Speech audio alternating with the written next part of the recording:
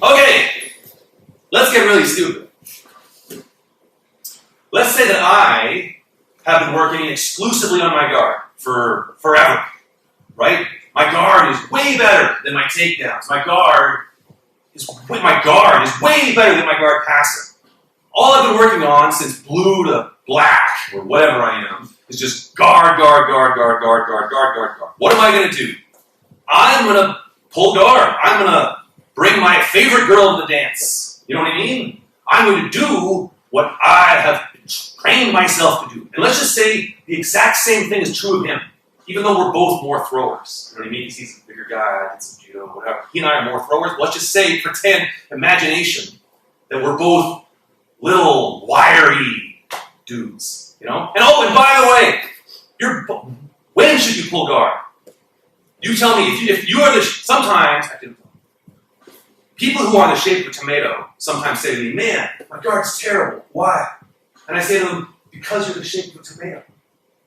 You don't have a guard, right? You're a top player. And similarly, sometimes people who are like 6'6" and like 80 kilograms or whatever, they say, oh, hey, my takedowns stink. Why is that? It's because your center of gravity is up in the clouds. I mean, anyone can just take you down. A light breeze and you go.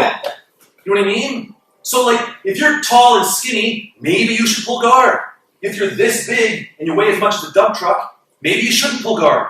You know what I mean? If you're short and heavy, maybe you're a top player. If you're tall and comparatively light, maybe you're a bottom player because you can stretch a guy out and do all kinds of stuff. You know what I mean? You follow me? Does that make sense? Compare how much you weigh in pounds to your height in centimeters. If it's 185 pounds and 185 centimeters, you can kind of do both. But the more it's one way or the other, your body type is telling you what you should be doing. Does that make any sense? Yes. So let's pretend he and I are both either little skinny people or tall skinny people. You know what I mean? Really tall skinny people. And we're both going to pull guard. You know? Because, let's pull guard. Okay, let's count. Wait, hold on. Let's count. I have 4 things. 1, 2, 3, 4. How many things does he have? 1, 2, 3, 4. You see what I mean? But now we're getting finished. If I come up, how many things does he have? Still 4. How many things do I have?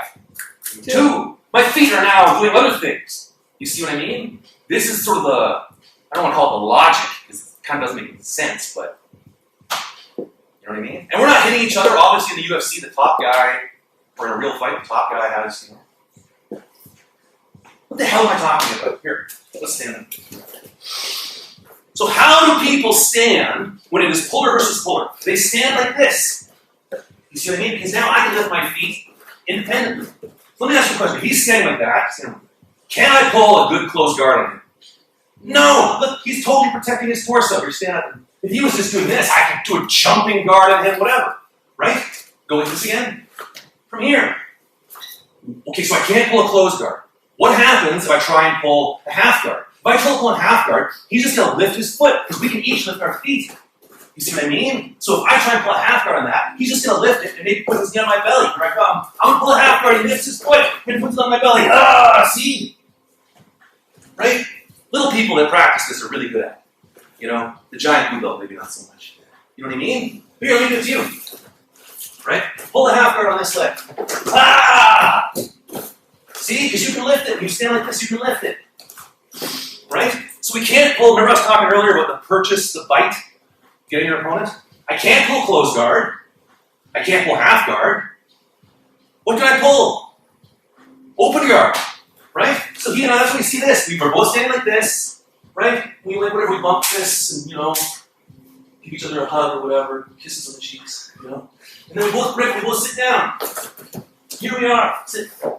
Now, here we are. Okay. We both pulled guard. What are my options?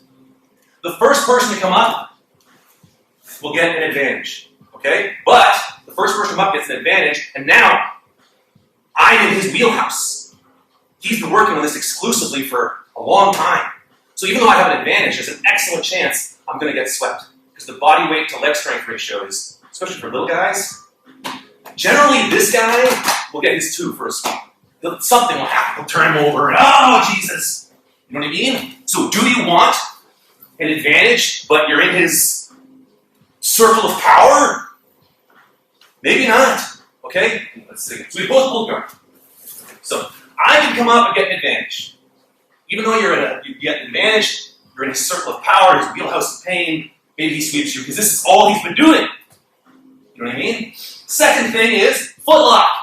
He can try and footlock me or I can try and footlock him, right? Kids can't footlock each other. Look, it's right here. What's his name? Who's the man who did this to guy? 2 feet on him, right? Hand nice and high. There it is. Okay? Or you can do it to me. Look, actually, here, do it to me. Watch. Here. If we're here, right? We're sitting or whatever. First option, I come up, I get my advantage. Second option, footlock. Let's say he's able to get a foot of mine. Right? There you go, that works too. Put both his feet on my hips. That's cool too. And then he just guillotines my foot. Grab on your lapel. There you go. Go on. You see? That's option 2. And for footlocks, how do you want your hands to be? Like this? Diamond? See the diamond? You want a diamond? No, you want this. You see what I mean? You can hold on there or here. Your pinky should be higher than your belly button. Don't be this guy, because now it's going to fall into this little pit. You see? If you have a kimono on, sometimes it's a good idea. Get your wrist bone on his Achilles. You can pass this to your own hand. That's tight. 2 feet on him, and then just extend him. That's really game on. Okay? And then the last thing, option 3, is berimbolo. And I already feel silly, but let's talk about it. We're sitting. I've elected not to go up and collect my advantage and be in his wheelhouse of pain, what he's been working on exclusively for like 100 years. Okay? For whatever reason, I'm not attacking his foot. Maybe I don't practice footlocks, right? I elect to do berimbolo. Berimbolo is a way to go from here to his back. Okay? Here's how you do it. You want your foot to go through and here. Right? Your foot under his leg and across his hip. Okay? The same side hand is going to grab his leg here, or his pant, or whatever.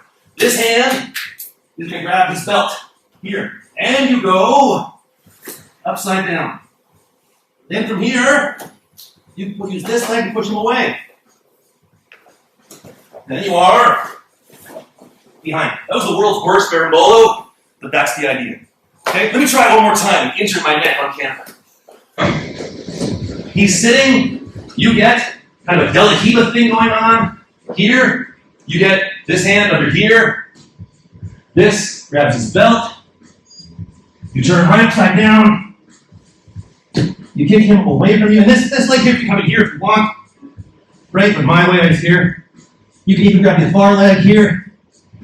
Put him away from you. And then there you go, that's a better berimbolo. Applause! 50-year-old man doing berimbolos. And it goes in. There you go. So now, pull guarding each other, right? Practice one of you come up with the advantage. Practice one of you do the footlock. And then maybe practice berimbolo if you want to feel silly.